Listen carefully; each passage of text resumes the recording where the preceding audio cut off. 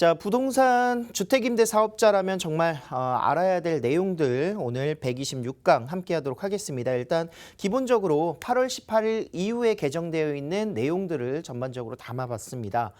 자, 전반적인 부동산 투자의 주택임대 사업자의 변천사 등록하면서 어떻게 변했는지 간단하게 한번 살펴보도록 하겠는데요. 3년 전이었죠. 2017년도 이제 파리 부동산 대책에서 주택임대 사업자 등록을 굉장히 많이 장려를 했습니다.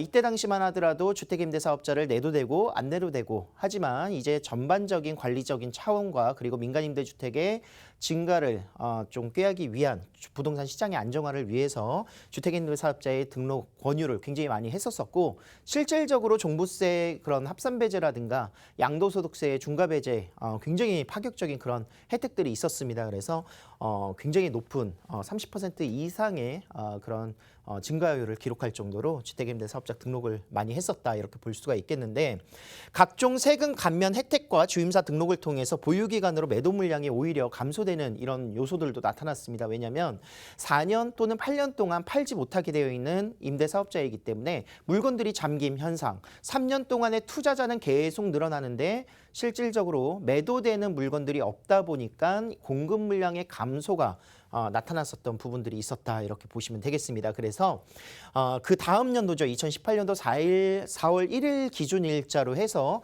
4년 단기 임대주택의 혜택들을 제한을 시켰고요. 양도소득세 중과 배제라든가 중과 배제를 없애고 그리고 또 그런 종부세의 합산 배제를 없애는 이런 부분들이었죠. 그래서 4년 단기 임대주택의 혜택들이 제한이 되고 9.13 대책 때는 이제 양도세 중과 배제, 종부세 합산 배제 취소가 되는 8년짜리도 이제 취소가 되는 이런 요소까지도 나타났었습니다. 가장 집값이 많이 상승을 기록했었던 시기이기도 하고요. 투자자가 가장 많이 늘어났었던 시기이기도 하다 이렇게 보시면 되겠습니다. 자, 올해만 하더라도 24번째 부동산 대책이 나올 정도로 더욱더 많은 대책들로 혼란스러울 수밖에 없는 그런 요소들이었는데 주택임대 사업자의 그런 혜택들도 당연히 많은 변천사를 또 겪었습니다. 710 부동산 대책에서는 주택임대 사업자의 자진 말소라든가 자동 말소를 유도를 했고요.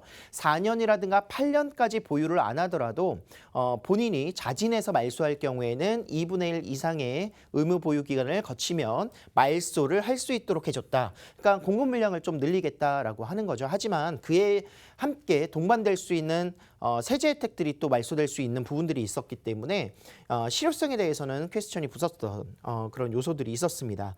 거기 더불어서 8월 18일 이후에는 단기 임대주택 사업자가 폐지가 됐고요.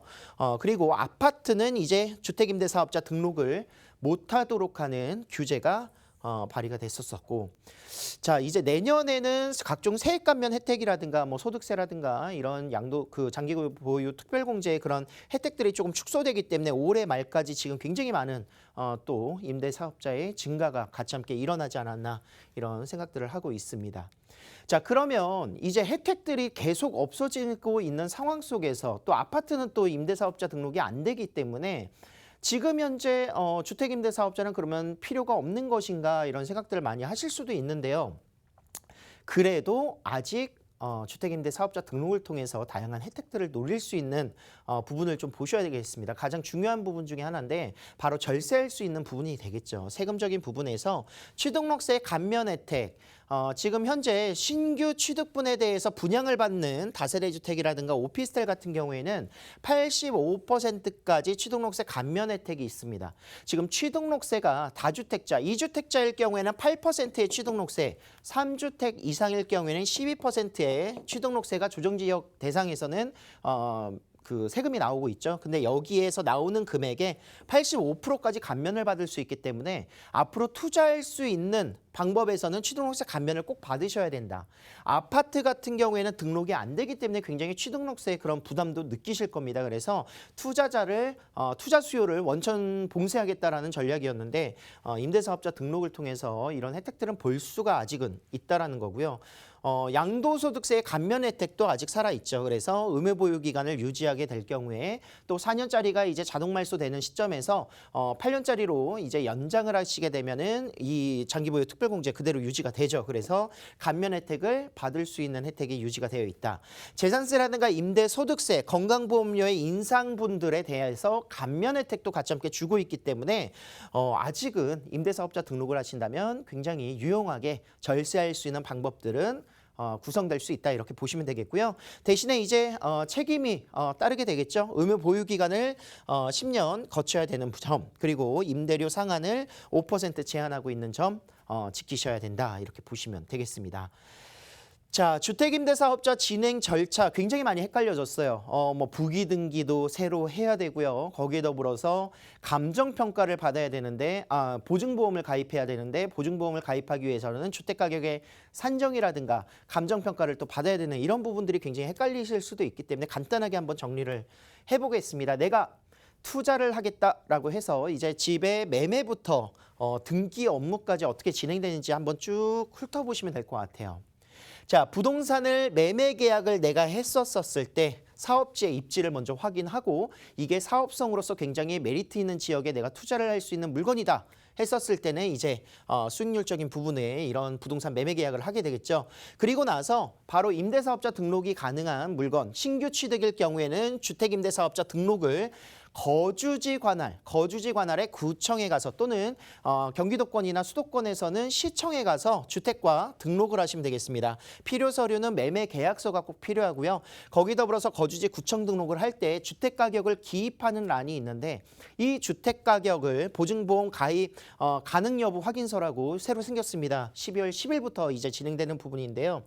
이 주택 가격에 기입을 하실 때 주택 가격 산정할 수 있는 보증 그 주택 가격의 기준을 잡을 수 있는 뭐 감정평가라든가 공시지가 이런 내용들을 기입하셔야 된다 이렇게 보시면 되겠고, 자, 그리고 나서 사업자 등록 신청, 주택임대사업자 등록증이 없으신 분들은 새로 신규 등록을 하셔야 되는데 있으신 분들은 그냥 매물 등록만 하시면 되겠고, 없으신 분들은 새로 등록을 세무서에서 하셔야 됩니다. 하지만 요즘은 업무가 연계가 되어 있기 때문에 구청에서 같이 동시 신청이 가능하다 이렇게 보시면 되겠습니다.